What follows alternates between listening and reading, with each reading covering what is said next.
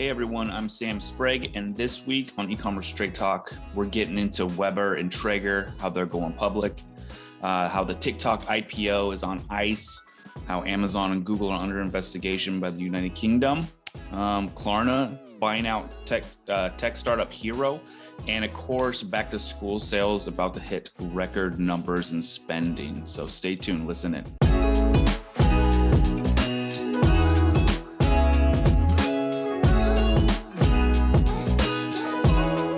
All right, so welcome to episode 9 of Ecommerce Straight Talk, where we're going to be talking a little bit more about conversational e-commerce and then, of course, back to school.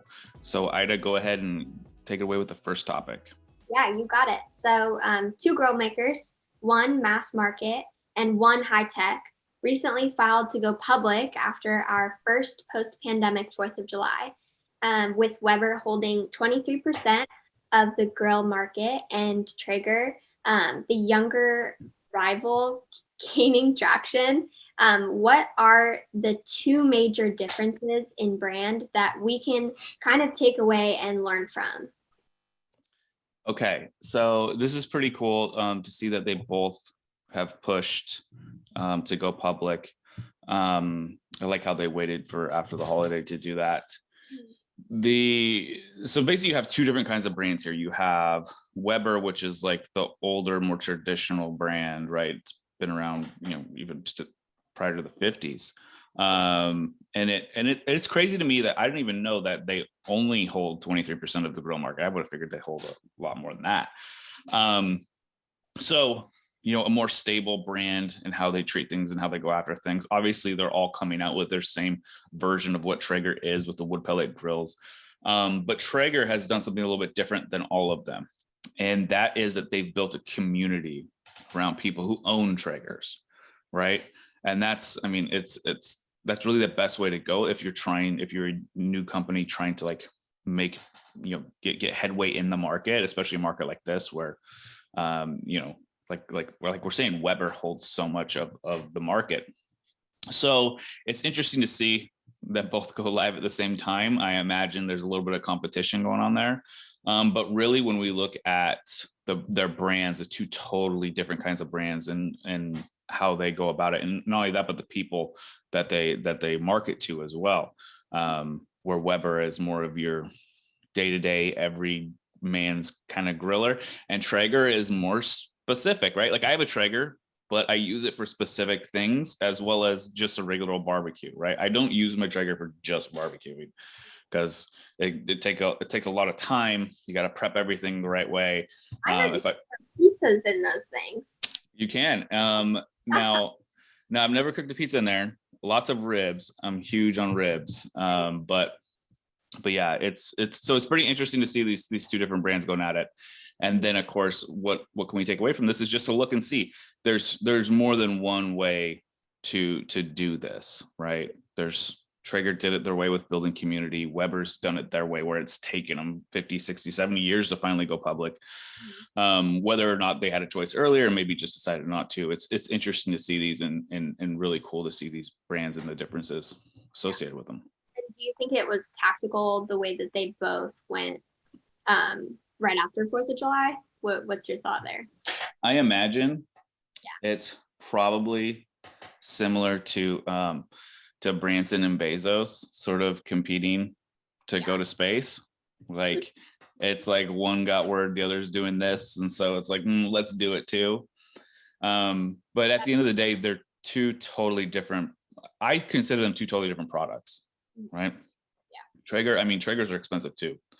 You get one for like $2,000, where Weber, you can go to Lowe's or Home Depot and pick one up for a couple $100. So it's, it's pretty cool to see them take off, especially now. Mm-hmm. Awesome. Well, let's dive into the next one. The Wall Street Journal reports that ByteDance, TikTok parent company, shelved IPO intentions after Chinese regulators warned about data security. So the Beijing-based social media giant, last valued at 180 billion in funding around in December. So they had been weighing an initial public offering of all or some of its businesses in the US or in Hong Kong. So just looking at that, is there any real security dilemma, or is this just China's way of reining in on its own tech giants, I guess? Yeah. I guess all I can really do is speculate, right? I think China likes to control everything, right? On top of that, yeah, as soon as you go the IPO route, it opens you up to a lot.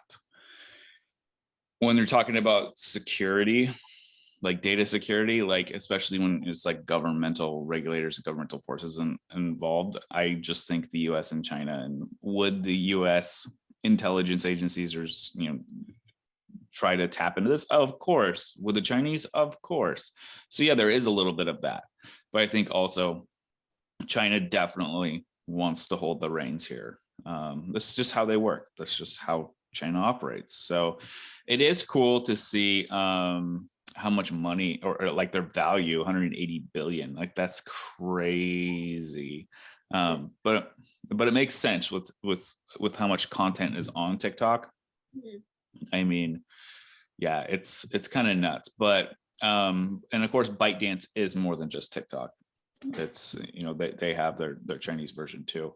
Granted, in China, when you look at TikTok, about what is it? I think it's almost 80%. Believe it or not, almost 80% of TikTok views come from China. Wow, I didn't know that. Yeah. So I know you're on TikTok. I'm on TikTok, and I always assume everyone's on TikTok because it's like a whole new thing, and they've gone from the dances to like now just pure entertainment of basically anything and everything you can think of. So well, yeah, it just depends on where you get locked in it, right? You gotta work to keep your For You page clean, right? Because it's, especially during the elections, oh my god, it was like nonstop, just one after the other, like conspiracies and this and that, and from all sides. It's just like, give me some. I just like people doing dumb stuff. That's my favorite kind of TikTok. Same. Yep, I love it too. All right, well, looking at Amazon and Google, they're both under investigation in the UK over fake reviews. This was reported by the CNBC. We all know it's misleading reviews are a big problem in the e-commerce community, and Amazon being a prime target for the practice. So looking at that, are either Google or Amazon doing enough to combat fake reviews on their platforms? What do you think? Hell no. I don't think they want to. They don't want to. Yeah. They don't care. Amazon has their one-touch review thing now. You just tap the button. It's like, you don't have to give any information. Granted, they lock down on the people giving up free stuff for reviews, because like 5 years ago, I got a lot of free stuff, free headphones, free mics, like free. Yeah, I got so much free stuff because it's just like, all you had to do is go leave a review. I totally did that. Like, I'll be the first to say. But the issue here, Google is a little bit different, right? Google, I don't think Google really cares. There is a certain aspect of it where if they see too many, like for example, go back to TikTok. You make a TikTok video about a company you work for or a company you did business with, and everyone hates them, and they go on to leave really bad reviews, right? They'll go like just 100,000 people come and leave bad reviews. Google will automatically, throw up the red flag and be like, what's going on here, and investigate it before they accept those reviews. Granted, I don't know the numbers for Google and people making purchases on products based on reviews. I know it's big. I know it's a big factor in purchase behaviors, but I don't think it's as big as Amazon, where it's ridiculous. But Amazon doesn't care because, and this is just from experience. We work with brands who have exclusivity. Literally, Amazon saying you have exclusive rights to your kinds of products on our platform. No one else can have those. Baloney, right? Like we would get attacked by other companies overseas just recreating these products and literally stealing our imagery and using our images. And you reach out to Amazon and it's like, Yeah, we'll get to it when we get to it. The thing about it is when you look at the macro picture, a huge percentage of Amazon's business comes from this sort of black market distribution of fake products and fake reviews and all this stuff. So Amazon makes a lot of money off of this. So why would they want to stop it? Yeah. They don't care. And what? So the UK, United Kingdom's going to investigate them, maybe even give them a fine. It's worth it. Yeah. They'll deal with that. So they're not doing anything to combat fake reviews. There you go. You heard it here first. All right. So looking at Klarna, buys Hero, an eComm tech startup. So Hero connects online shoppers with retail employees via text, videos, and viral chat rooms through its app. So Klarna is attempting to increase customer service as well as offer a new service to its partners. So in terms of this, is this the future of brand personalities, content creation, and customer service? Is this something that we're going to continue on and see more of? What do you think? Yeah, I think Klarna is moving fast and I like it. Right? Just like grow big fast. Like that seems to be their motto. Yeah. And with 250,000 partners already, it's like, how can we continue to grow? They've sort of, I wouldn't say they've hit the limit because obviously there's more brands that could use them, but I think they've sort of probably started hitting diminishing returns on acquisition of new partners. So how do you continue to grow? How can you increase revenue streams? Let's look at the future and see where that's going. We see that conversational e-commerce is growing and is going not only becoming a thing, but like that's where a lot of money is being funded now towards these startups and these companies that are in the conversational e-commerce space. So we're talking, text, SMS, video, these virtual chat rooms, right? If you want to buy a bike, you don't have to go into the bike shop. You can do it on your computer and they can show you the products. On top of that, because they already have 250,000 partners, it's like overnight they take on Hero and shoot Hero out to their 250,000 partners and try to get them on board. And so, yeah, it's huge. I think when we look at this is probably something that we'll continue talking about. We have touched on it a little bit in the past weeks where we are looking at just different ways, especially online shopping and being able to decrease the amount of friction or frictionless e-commerce, so to speak, between the buyer. But this is more in line with and this is sort of what we've been seeing too this year, is we've been seeing a lot of people just buy in bulk, but then send back just like huge amounts of returns.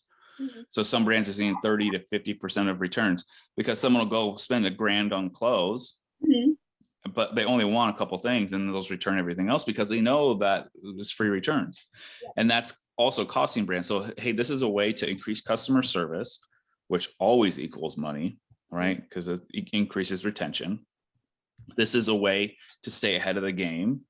And for Klarna, this is a way to almost overnight increase revenue and profit.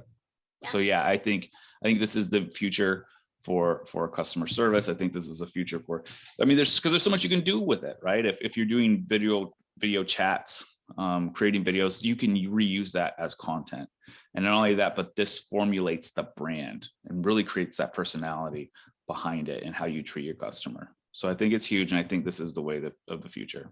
Yeah, it's definitely more personal. I mean, texting, you text your friends. So if you're texting. Oh yeah, absolutely. Yeah. Totally.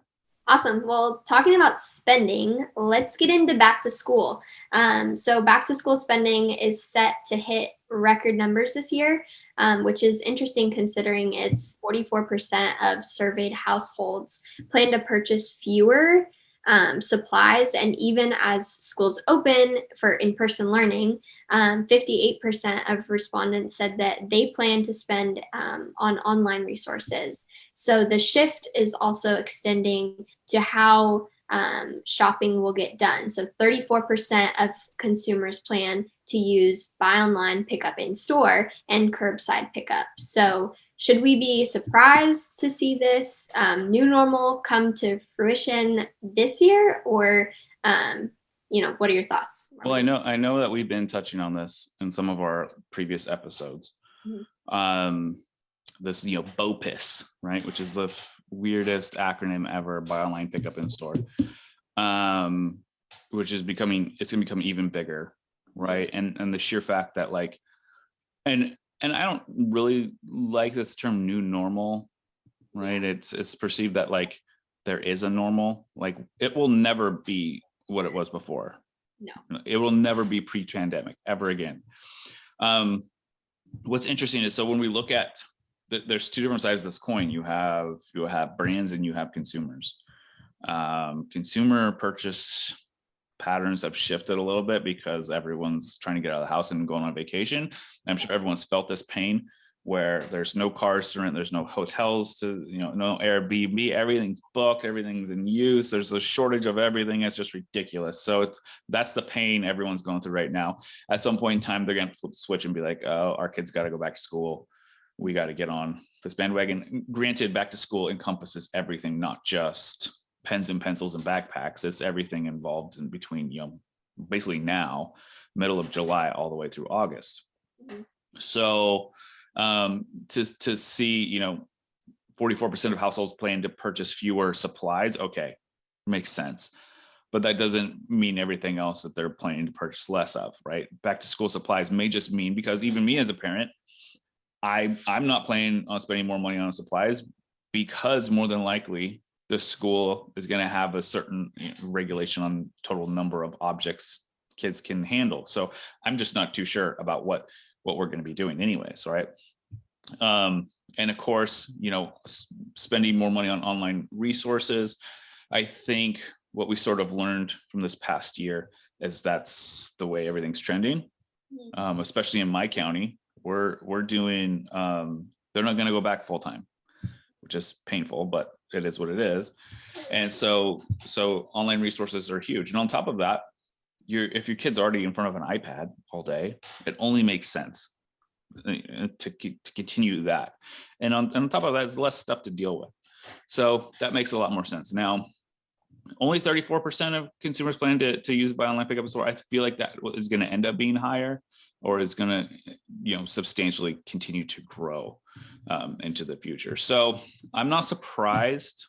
Do you think that's just easier, or because more convenient, or because people don't want to go into stores? Convenience. Okay. Yep. All the above. Convenience is number one. Yeah. Why is Amazon so big? It's because they're convenient. Do people really want to buy from Amazon? No, people don't really want to buy from Amazon, but it's so flipping convenient, right?